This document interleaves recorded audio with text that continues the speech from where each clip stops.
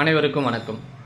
திரு ஈவேரா அவர்களின் பேச்சுக்கலை, அதாவது அவர் எழுதிய எழுத்துக்களை, நாளேடுகள் வந்தது, அவர் எழுதிய நாளேடுகளில் வந்த செய்திகளை நாட்டுடைமையாக்கப்பட வேண்டும் என்ற கோரிக்கை நியாயமானதா நியாயமற்றதா, இந்த கண்ணோட்டத்தில் மட்டும் நாம் யோசித்தோம் அப்படின்னா அதில் இருக்கக்கூடிய நியாயங்களை நாம் புரிந்து கொள்ள முடியும்.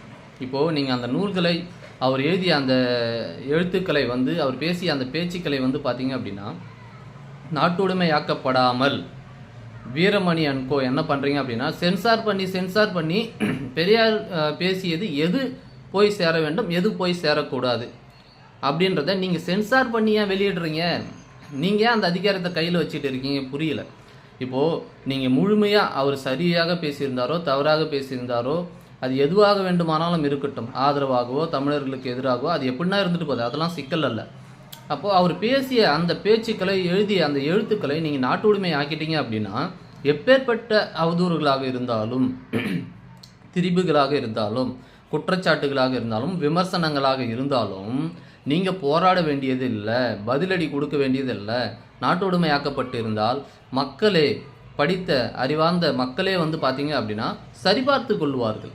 அவர்களே அந்த அவதூறுகளுக்கும் தவறான கருத்துக்களுக்கும் பதிலடி கொடுப்பாங்க. நீங்கள் ஏன் போய் முற்றுகையிடணும், நீங்கள் ஏன் போய் போராடணும், நீங்கள் அவ்வளோ சிரத்தை எடுத்துக்கிறீங்க, அப்போ உங்ககிட்ட ஏதோ தவறு இருக்குது, நாட்டுடைமையாக்குவதில் உங்ககிட்ட சிக்கல் இருக்குது.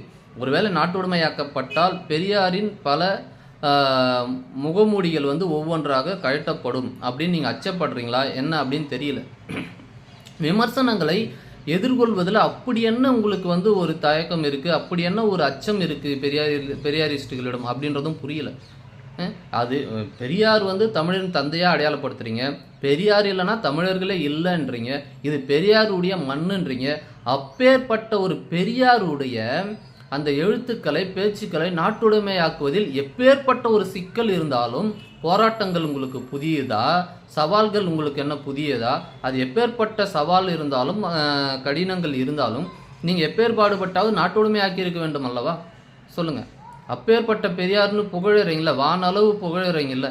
வள்ளுவனை புகழ்வதை விடவும், கம்பனை புகழ்வதை விடவும், வள்ளலாரை புகழ்வதை விடவும், நீங்கள் இரட்டைமலை சீனிவாசனை புகழ்வதை விடவும், அயோத்திதாச பண்டிதரை புகழ்வதை விடவும், உயர்த்தி பிடிப்பதை விடவும் எந்நேரமும் பெரியாரின் துதி மட்டுமே பாடிக்கொண்டிருக்கின்ற நீங்கள் அப்பேற்பட்ட பெரியாரின் நூல்களை நாட்டுடைமையாக்கிவிட்டால், பேச்சுக்களை, எழுத்துக்களை நாட்டுடைமையாக்கிவிட்டால் இவ்வளவு சிக்கல்கள் இருக்காது, இவ்வளவு அவதூறுகள் இருக்காது, இவ்வளவு திரிபுகள் இருக்காது. இல்லை, யாரும் போராட வேண்டியதில்லை, இல்லை, சமூகத்தில் பதட்டம் உருவாவதில்லை. அதை வெளியிடுங்க. இதில் என்ன சிக்கல்? சிக்கல் உண்டாகிற அளவுக்கு அவர் ஏதோ பேசி